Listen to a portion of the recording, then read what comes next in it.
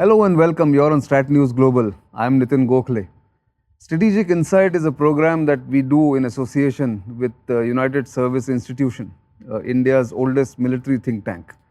And in today's episode, we are going to talk about a rarely spoken factor in the India-Pakistan-China interaction or strategic interplay, and that is the nuclear factor.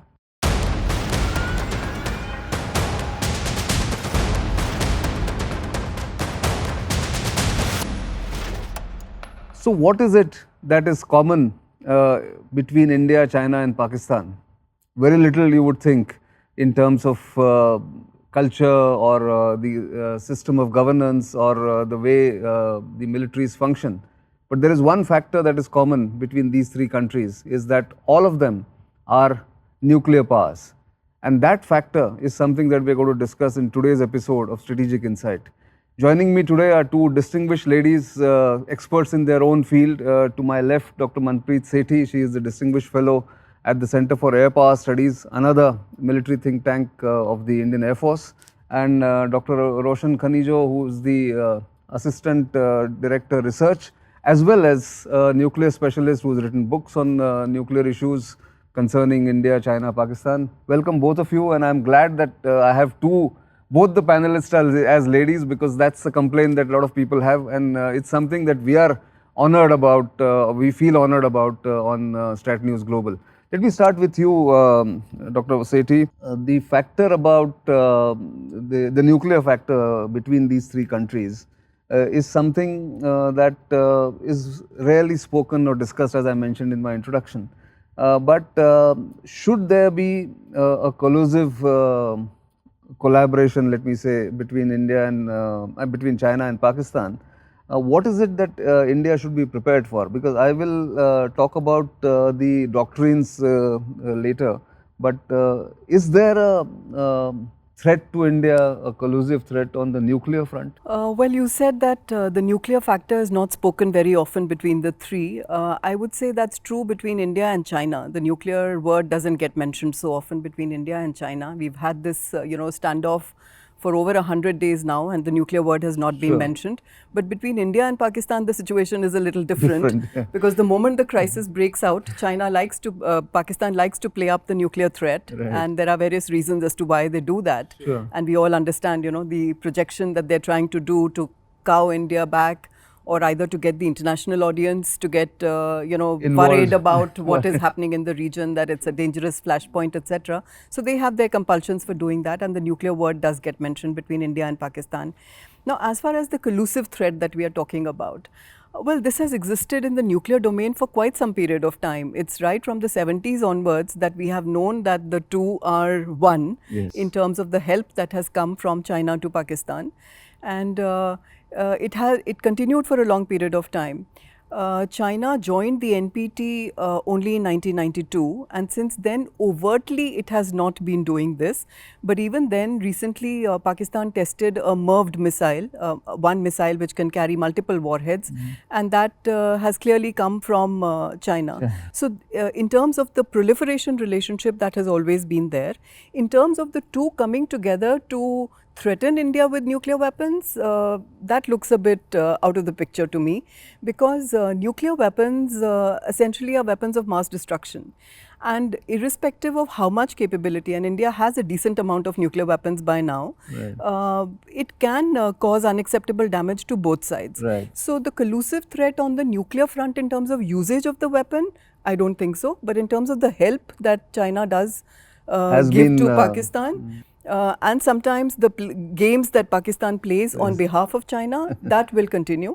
But that doesn't pose an existential threat to India in any way. And I think India therefore doesn't really factor that in when the tensions ratchet up between India and Pakistan, or between India and China, because they know that they are weapons of deterrence rather than use. Dr. Roshan, you've studied the nuclear issues for such a long time. The doctrines of these three countries are clearly different from each other. And India, of course, has spoken about the no first use. Pakistan has first use. China, of course, has limited no first use. So just explain to us, what does that mean, and the viewers would be benefited by that. Thank you, Nitin, for inviting me. Before I start that, I'll just like to give you a brief about the nuclear environment post-Cold War. Right. You see, the nuclear environment post-Cold War is no longer spoken in terms of dyads, that is US-Russia. Right. It's more multipolar. And we talk about when negotiations, or we discuss in terms of triads, that is US-Russia, China, or India-Pakistan, China. And the important thing which is taking place is, there are two important things. Firstly, there has been lowering of nuclear thresholds.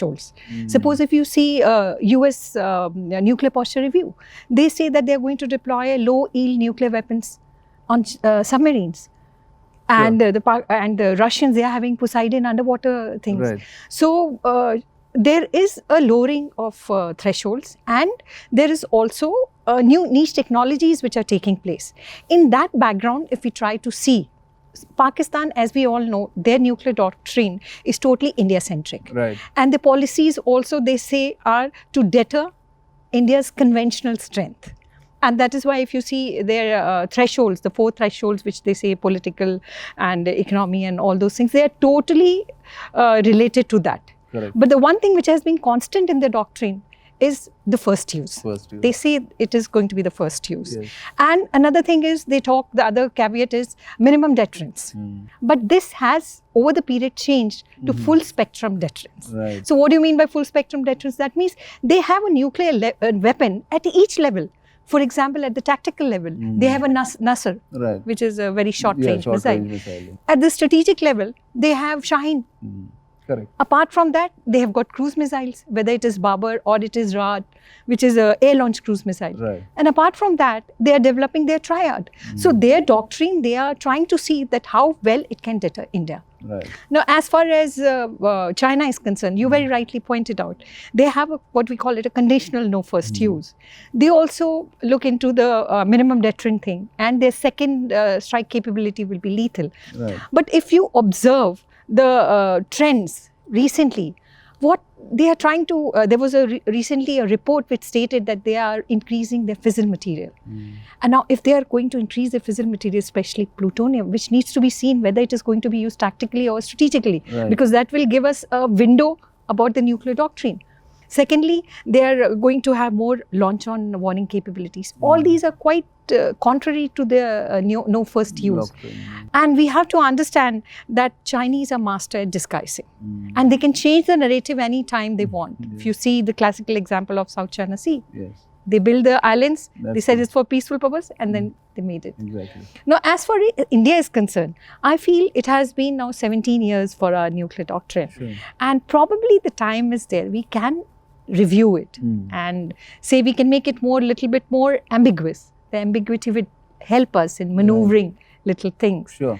And I think there have been some, signals Yes. at the highest level. The previous Defence Minister Manohar Parrikar had a very ambiguous statement. So did Rajnath Singh when he went to Pokhran. So I think some rethink, if not review. Yes, rethink has to be there. And even as you call about the no first use, if we have to first analyze our core interest, if the no first use is is okay with the core interest, then we need not change. Right. But if we feel that our conventional strength is not good enough, then we can add certain kind of conditions to the no first use. Right. But if the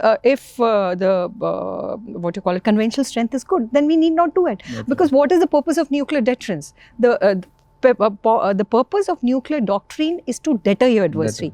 And that can come only if you have the intent, you have the capabilities, and most importantly, you can signal at the appropriate time your capabilities. Right. So that's, I think, an important factor. Dr. Manpreet, signaling is extremely important. I think, when you speak about nuclear factor in any relationship, I think the adversary must know whether the country that is talking about nuclear factor has the, like she said, capability, the intent, and the political will, I guess. So, do you think, given that Pakistan always overtly, does this, does India need to get down to that level, or what India has today, the no first use policy, which is a declared nuclear doctrine, does it need review, one? And two, how much of a threat is the tactical nuclear weapons that Pakistan has developed, not now, but maybe from 2000 onwards? During Operation Parakram, they actually publicly declared that they had TNW. What is your view? See, as far as the doctrine is concerned, it's constantly under review based on the threat perceptions that you have, the capability build-up that you see on the adversarial end. You keep the doctrine under review. But I have a slightly different take on the fact that the doctrine, in the current form in which it is giving you enough ambiguity. Okay. NFU gives you enough ambiguity, and Okay. I don't think we need to get into that game where we, fall into the same trap of making things and life more difficult for ourselves. Right. The NFU is giving us benefits at the diplomatic level. The NFU is giving us benefits of strategic stability by not putting the adversary on the edge and getting him to, get so heckled and panicky that he has to use his nuclear weapons. Sure. After all, my doctrine of deterrence is essentially for not letting the weapons come into play. Right. And the best way of doing that is by assuring him that I am not using my weapon. Yes. You can do it when you want to. Correct. And the third benefit, which is least understood, I feel, is the military benefit of the NFU, where you are liberated from your requirements, which will be necessary if you had to have a credible first use, Right. which means a large arsenal, counterforce capability, a very good ISR capability to be able to do a Hit the first targets, strike, yeah, exactly. because then you want to take out as much as you can Yes. from the other side. Right. And therefore, when I think people start equating conventional asymmetry with nuclear weapons and that gap being filled by nuclear weapons, I think we run into a problem. Right. Do we think when Pakistan is doing that, do we take their nuclear weapons threat as a Seriously? credible threat? No, we don't. We believe that nuclear weapons will come into play only when there is an existential threat to the state. And that's where, if India senses a conventional asymmetry of any kind with China, and I don't think in the areas in which we think war will happen, we have such a huge conventional asymmetry. But in case that is the truth, then we either have to match up conventionally, and there's a wide spectrum within the conventional field which can help. It doesn't have to be between fighting with fisticuffs or with whatever those Like they do batons the that they batons, used, yeah. or going up to the nuclear level. Right. There is so much of a There's conventional spectrum in a lot between. of steps in between on the escalatory ladder. And we need to be thinking about those rather than beginning to think that conventional asymmetry can only be bridged by suggesting the use of nuclear weapons, Offsetting it by nuclear, which is not the truth and which is not credible. Yes. Now coming to your question about tactical nuclear weapons. Right. Now Pakistan has projected that, and I think it's rather lazy analysis on the part of many people when we start thinking that because of the example of NATO-Warsaw Pact or Pakistan-India, that the way of bridging that gap is with the tactical nuclear weapons. Again, do we take Pakistan's tactical nuclear weapon seriously? Do we believe that they can use a tactical nuclear weapon and get away with it?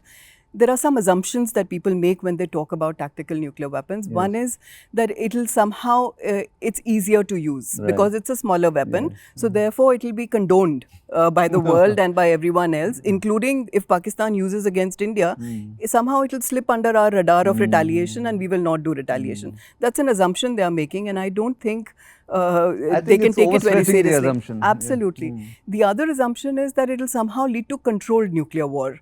I don't think any use of a nuclear war, and we've seen that through several simulation exercises that happened between US, USSR during the Cold War, and which we have done at our own level, that any use of a nuclear weapon can be controlled. Escalation to higher levels is going to happen. This is a weapon of mass destruction. So however low the yield might be to start with, what you're going to face is going to be a much larger problem. And no political executive can then take a call. There is a taboo against the use of nuclear weapons which is in place. I don't think any political leader can take an easy decision that this is what we are going to do. Exactly. So bridging that conventional asymmetry has to be done at the conventional level, and as I pointed out to you, many options are available for us to be able to do that. So let's not jump to the nuclear level straight away. Absolutely. I think we are doing fine with our doctrinal pronouncements. There could be better signaling in terms of capability, intent, and your signaling sense. But apart from that, I don't think it calls for any review of or revision of the treaty. Review carries on, but no revision is needed of the treaty. No, I think it's a fair point of view, and I think China also probably looks at it quite differently from what Pakistan does, Dr. Roshan. And therefore, see, China is building its own rocket forces, it's building its own, nuclear arsenal. But what is of concern to India perhaps is what kind of technology it will transfer to Pakistan. I mean, they will always try to strengthen Pakistan's hands by giving them a technology which Pakistan does not have. In that case, what should be India's response and what should India do? Before I answer your question, I respect Manpreet's view, but my point is the nuclear doctrine has to be credible, firstly, and it should be credible against China too. Pakistan, we don't have a problem. We know we can handle Pakistan. Right. But with China also, it has to be credible. That's what. And that, as I pointed out, it has to be through capabilities and intent. Intent and Both is signaling. important. And conventional weapon plays an important part. Right. It is an important part for that. Now, coming to the technology as what you're saying. See, the nuclear collaboration between Pakistan and China is a known fact. Right from the time when they were exploding the nuclear tests, we know that China had offered their test range. The technology as well as fissile material, both had been transferred to them. Right. The M11s, even the Shaheen series, they say it's similar to the DF-11. My thing is the technology is going to be transferred. So we must assume that. We must assume that. But before I come to that, I would like to mention one thing. What are the modernization trend which is happening in China, which has a bearing not only for us, but it will be subsequently passed on to the Pakistanis. If you see the manned weapons. Now, for the land forces, they have MIRVs, they are becoming more precise. Right. For their PLAF, they are developing their stealth bombers. Sure. They have their air-launched ballistic missiles. You see their naval wing, they have their JL-3 next generation SLBMs, where the range is much more. But I'm more worried about the unmanned platforms. Okay. The niche technology, which is coming up in a big way, is the artificial intelligence and automation.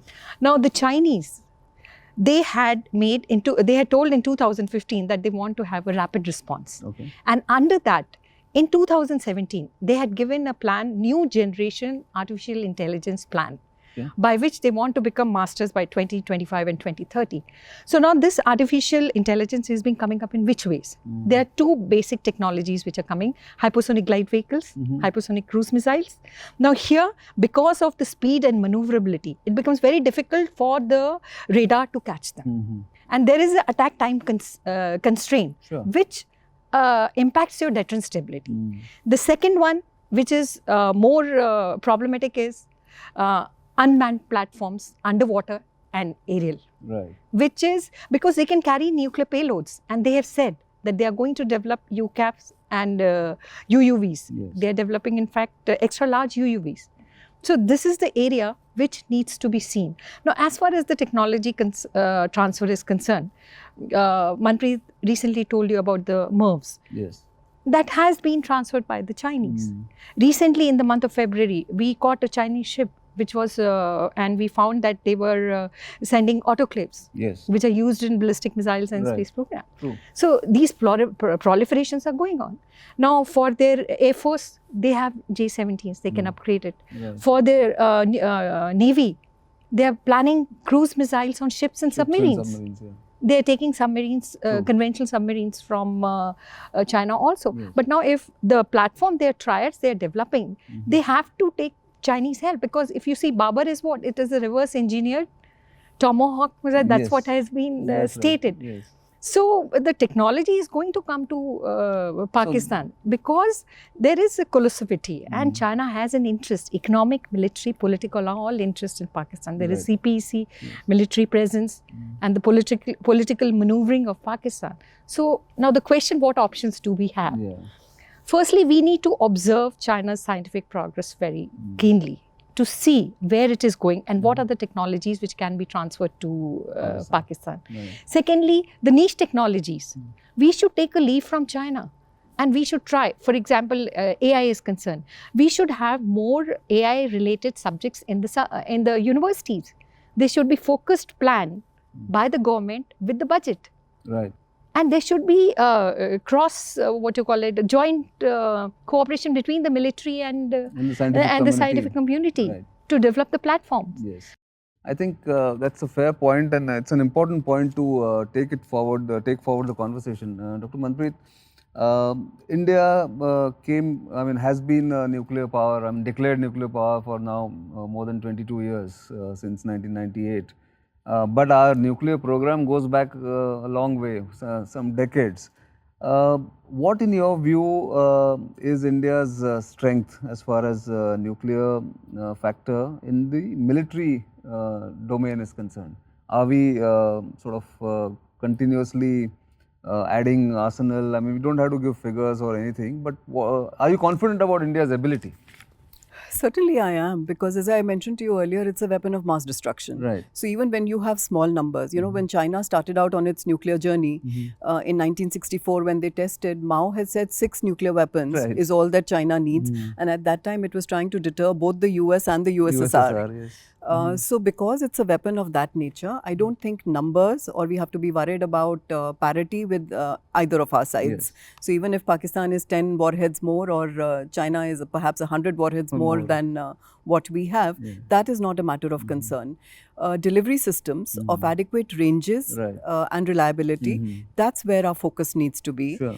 Our next focus needs to be on survivability of our arsenal. Since we have a no first use doctrine, it should be made credible by projecting it to the eyes of the adversary, that irrespective of what kind of a strike you do, it's never going to be a disarming or a decapitating strike. So your survivability of your arsenal, of your command and control structure, of the man who's going to actually launch the vehicle, plus of course the man who's going to order the launch, that entire chain of command is redundant to an extent where that chance cannot be taken by the other side. So that's the focus of your survivability. So the triad is important then? Triad is extremely important. The sea-going leg of the nuclear delivery systems is important. So we've made a start, I would say, with INS Arihant. That's right. Because the media often starts projecting it as credible deterrence on its way, etc. I think it's a work in progress. But the sisters of INS Arihant, as they come along with longer ranges of our submarine launched ballistic missiles, gaining somewhat more in accuracy, I think all of this will be very helpful in strengthening the deterrence. But even at this moment in time, I don't think any of our adversaries can really take a chance and believe that they will not have retaliation coming back at them if they were to use their nuclear weapons. Another question that is often asked on this is on red lines. That, what should is the threshold? What is your threshold? I think with the NFU, India has such a clear red line that any use of a nuclear weapon, and we make no distinction or categories of nuclear weapons. It's not just tactical nuclear weapon or a strategic weapon. Any use of a nuclear weapon will breach our red line, and there is going to be retaliation which will cause you unacceptable damage. So to that extent, we've liberated ourselves from having to draw up these red lines in a hurry. Because what happens when you lay down red lines is that either you put your decision maker into a commitment trap, or it becomes a credibility problem for the future, because you've not been able to live up with that. We all remember President Obama, putting out that red line on Syrian use of chemical weapons, and then nothing happened. Not being able to do anything about it. So laying down red lines, we've not even done it at the conventional level against the subconventional threat that we feel, because you want to keep that agility in your decision making to be able to respond the way you want to. So on the nuclear front, I would say perfect credible deterrence never exists. It's always a work in progress, and I think we are doing fine. We need to keep our focus on that, not get carried away by the cacophony that we hear around us. Roshan has recounted to us so many capabilities that China is developing, which could be handed over also to Pakistan, and I have no doubt that over a period of time it will filter. But do we have to respond to each one of them? Not necessarily at the nuclear level. We can do very many other things at the conventional level, which is a more usable capability. I think that's where we need to be, not get overly stretched on the nuclear that front. race is also never ending. I mean, if you sort of match weapon to weapon and numbers, bean counting, if it happens in nuclear arsenal, then it's expensive proposition Absolutely. too. So I think therefore, I think with our doctrine of credible minimum deterrence and no first use, we've kept ourselves from both crisis instability and arms race instability. Right. So we are in a happy position right now. I Exactly. don't think we need to upset that by getting caught into anything else. Yeah. But I may just add, we need to observe the niche technologies. Of course. Because UCAF and UUVs, they have the capability of upsetting your second strike capabilities, because they give you ISR capabilities, it increases Right. the one who has it. So No, it is, certainly, we need to observe where the And things are going on, and we have a window where we can develop our capabilities. right. So if we are more focused, yes, this is the platform we need to develop in Right. the AI. And like Chinese recently stated that the future warfare may be controlled by laws, that is lethal automated weapon systems. Yeah. Maybe not now, another Maybe 10 years or 10 so. years later, And they rightly said, if you don't disrupt, you will be disrupted. Correct. No, I think fair point, and both of you made such important points. I think this is the first time probably that we have spoken in such detail on this program, and I am thankful to both of you for giving us that insight. Strategic Insight will keep coming in coming up with these kind of discussions, because we feel the citizens and the viewers need to know. It should not be limited to a select audience of strategic thinkers and analysts, and that is why this program with USI that we have launched.